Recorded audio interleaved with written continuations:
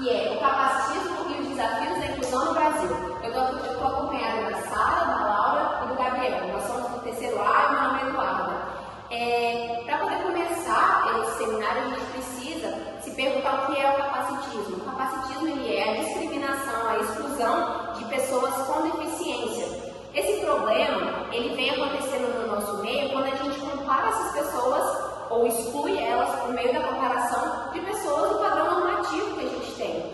E esse problema ele se torna estrutural na nossa sociedade porque ele está enraizado na forma que a gente vê e se comporta mediante as pessoas. Esse capacitismo estrutural ele continua acontecendo por meio de crenças, por meio de costumes, por meio de práticas, de coisas sociais e também governamentais que acontecem, a exclusão dessas pessoas no meio público.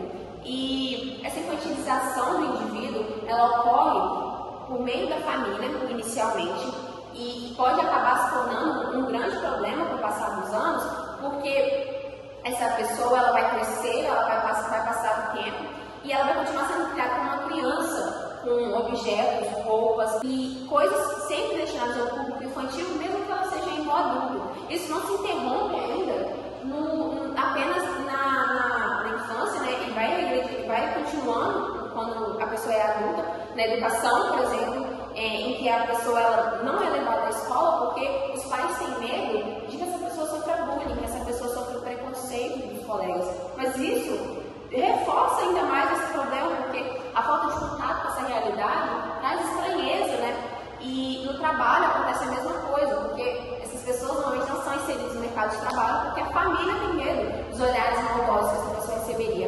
Ali no slide a gente tem alguns exemplos claros de infantilização do indivíduo. Esses exemplos eles revelam o quanto o capacitismo está estruturado na nossa sociedade e o quanto ele ainda faz parte de nós. Tentando garantir a inclusão dessas pessoas na sociedade, foi criado em 2015 o Estatuto da Pessoa com Deficiência, que é basicamente um documento com 127 artigos que tenta garantir a inclusão dessas pessoas na sociedade.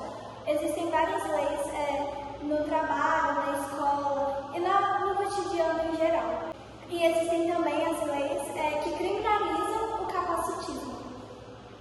Além disso, eu acho importante falar que uma das leis que existe nesse documento é a lei de identificação com esse cordão de girassol, que está mostrado aqui no slide. O cordão de girassol ou o cordão de quebra-cabeça, que é basicamente um cordão que serve para identificar as pessoas com deficiência, principalmente deficiências que não são visíveis, como autismo e doenças mentais em geral. Uma das coisas que eu acho importante falar que existem nesse documento é a lei do cordão de...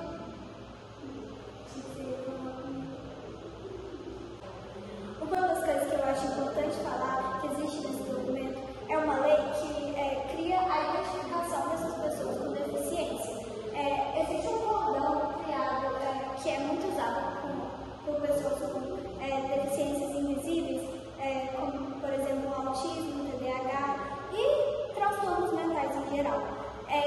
Esse cordão mostrado na imagem, que é o cordão de girassol ou o cordão de quebra-cabeça. Ele é muito importante porque ele auxilia essas pessoas a terem preferência nas filas e a pessoas de fora identificarem, caso essas pessoas precisem de ajuda. E para até evitar o capacitismo também. Além disso, existem as leis de cota, que acho que muitas pessoas conhecem, principalmente as cotas de estudantes. Mas existem também as cotas de trabalho, que tentam garantir a inclusão dessas pessoas na sociedade. A cota de trabalho é uma lei que conta que se uma empresa tem mais de 100 funcionários, de 2 a 5% desses funcionários têm que ser pessoas com deficiência. Ela ajuda muito a inclusão dessas pessoas com deficiência na sociedade, se considerar que elas sofrem muita falta de inclusão no trabalho. E existem também a lei que eu falei, que é a lei nas faculdades, nos institutos. Por exemplo, a gente utiliza ela aqui na nossa escola, aqui no Instituto Federal. E os institutos federais de todo o Brasil utilizam essa lei, que é a lei em que 50% das vagas das escolas, dos vestibulares, têm que ser destinadas para pessoas com deficiência, ou pessoas negras, ou pessoas com baixa renda. Então, essa é uma lei muito importante, porque ela garante que essas pessoas com deficiência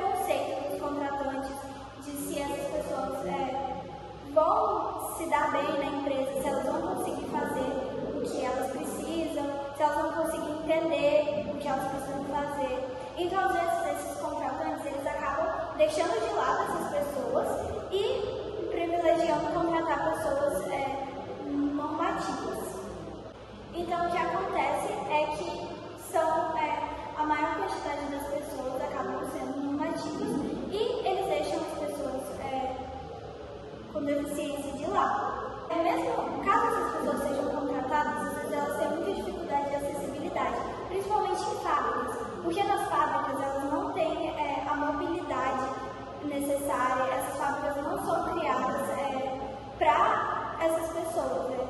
Então acaba que às vezes eles não conseguem, existem algumas coisas muito pesadas que eles não conseguem carregar.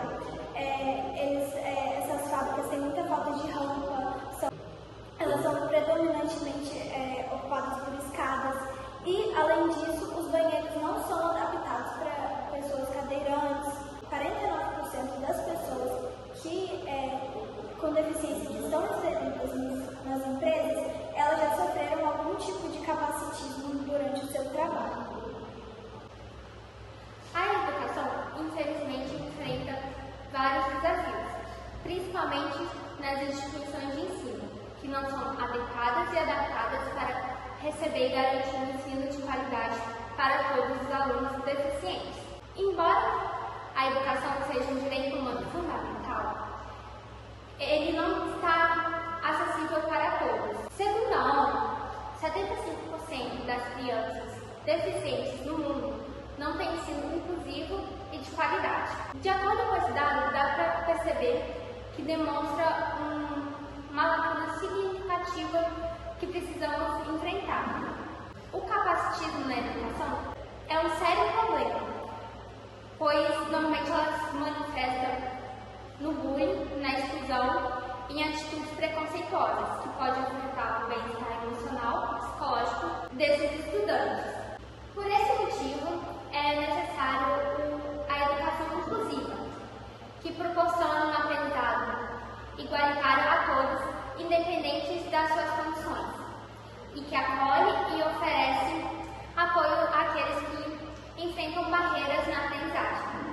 Desse modo, a educação inclusiva ela garante um ambiente escolar de respeito às diferenças. Um exemplo de um ensino inclusivo seria o uso de livros pedagógicos ampliados para aqueles que têm baixa visão, ou em caso de cegueira total, o uso de livros com sistema de braille. E eu vou fazer uma crítica à escola, porque eles têm uma rampa de acessibilidade para cadeirantes, sendo que no início da rampa tem 3 escadas, o que não faz sentido. Deficientes enfrentam problemas na saúde. Apesar de no Brasil existir o SUS, que foi um avanço no sistema público, existem ainda barreiras que impedem a inclusão dessas pessoas. Um dos principais obstáculos é a dificuldade de acesso em alguns hospitais, devido à falta de adaptações, como falta de rampa, elevadores, pisos táteis, comunicação em libras. Um outro problema é a falta de profissionais treinados para lidar com essas necessidades específicas de cada uma dessas pessoas, podendo gerar um atendimento inadequado e cheio de preconceito. Vou contar um relato do Bruno, um cadeirante, que relatou que em 2012 ele solicitou ao Sistema Público de Saúde uma cadeira de roda motorizada. Ele chegou a ficar um ano sem se locomover e no final teve que gastar o seu próprio dinheiro para comprar essa cadeira de roda, porque o Sistema Público só entregou a cadeira de rodas dele em 2021. Isso demonstra uma deficiência e uma lentidão no sistema público do Brasil de saúde, e que pode gerar várias consequências na vida dessas pessoas. Um outro ponto preocupante a abordar é a saúde mental dessas pessoas, que normalmente lidam com estereótipos, preconceito, discriminação e limitações estruturais sociais no dia a dia, que pode afetar o psicológico dessas pessoas. Por esses motivos, é necessário um fácil acesso a apoio de psicólogos para saberem lidar com essas advertências. Outro ponto importante a abordar é a saúde mental dessas pessoas, pois elas têm que lidar com estereótipos, preconceito, discriminação e limitações estruturais e sociais no seu dia a dia. Por esses motivos, é necessário um fácil acesso a apoios de psicólogos para saberem lidar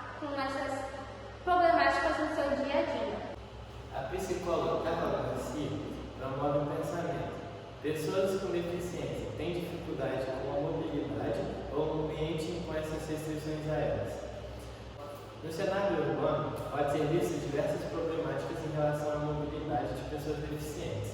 A maior delas é o transporte público para os cadeirantes, a falta de rampas, elevadores e espaços apropriados para os cadeirantes. Muitas das vezes, os motoristas não estão aptos para esse tipo de situação. Outra problemática é as calçadas mal pavimentadas, causando dificuldade na passagem de cadeirantes e cegos por conta de buracos, placas e postes nas calçadas. Outro problema bem comum é os sinais rápidos e a falta de faixa de pedestres em locais que deveriam ter. Muitas das vezes podemos ter frases ou atitudes capacitistas, como elogios ofensivos como você é muito bonita para quem tem deficiência, e pode ser visto em termos a fim de ofender, como retardado, demente, surdo, cérebro e mudo. Outra atitude capacitista é a gente pensar que por conhecer uma pessoa deficiente, todas se comportam igual e o nosso jeito de tratamento deve ser igual para todos, sendo que cada um tem seu tratamento diferente. E outra problemática é a gente achar que pessoas deficientes não podem casar, ter filhos. É pensamento de que só pela pessoa ser deficiente ela não pode ter um emprego de sucesso, ter uma família e casar, assim como pessoas que não têm a deficiência. E para poder concluir, a gente precisa levar a partir de tudo isso que a gente ouviu, como que a gente pode construir uma sociedade anticapacitista. E para resolver essa solução, a gente tem que mudar a base da nossa sociedade. E por meio disso, a gente tem que ir diretamente na educação, informando as pessoas por meio da mídia, por meio de canais de comunicação e por meio da escola também, para poder formar crianças, adolescentes e jovens que têm o capacitismo como algo abominável e não comum. E a gente pode ver aí no nosso slide que para construir uma cultura anticapacitista é muito, muito importante que essas práticas sejam feitas por meio de projetos, por meio de palestras, oferecidas tanto à população quanto para essas crianças, esses jovens, e também incluir políticas de inclusão a isso, e colocando leis e práticas, colocando esses projetos de leis que foram colocados, punindo pessoas que têm essas práticas, repreendendo-as nas atitudes também no dia a dia. Isso é uma prática que nós devemos fazer.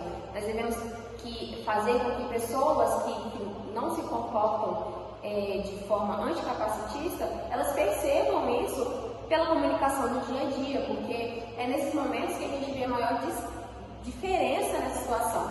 Outra prática muito importante é que tenhamos pessoas com deficiência nos representando na política, nas mídias e com coisas que realmente têm visibilidade, para que essas pessoas elas possam estar em todos os meios. É muito, muito importante que essas pessoas elas tenham acesso à comunicação de diversas formas, como o braille, como a linguagem de sinais, porque essas pessoas são tão merecedoras de comunicação como nós.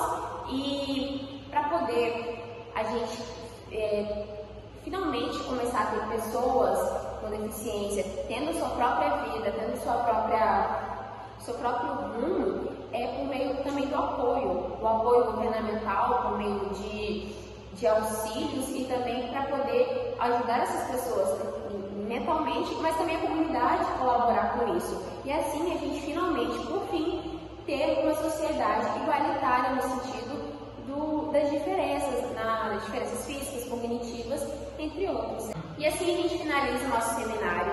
Esperamos que vocês tenham gostado. E é isso.